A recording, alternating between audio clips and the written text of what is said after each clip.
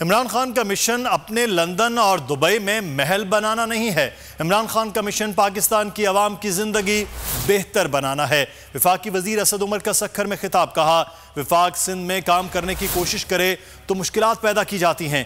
وزیر اعظم نے خصوصی ہدایت کی تھی کہ اندرون سندھ کے لیے خصوصی پیکج تیار کیا جائے۔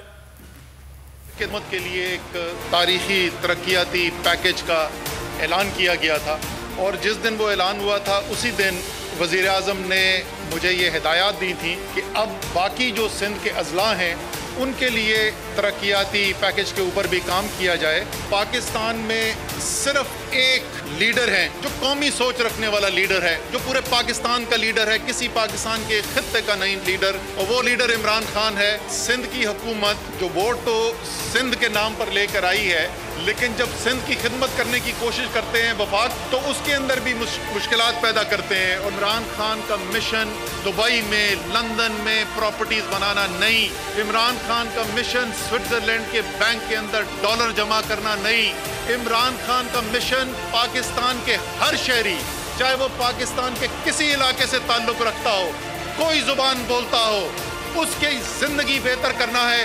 وہ جو ذمہ داری وفاق کی جو نہیں بھی بنتی، وہ بھی وزیر اعظم کی ہدایات ہیں کہ آپ نے سندھ کے عوام کے لیے پوری کرنی ہے۔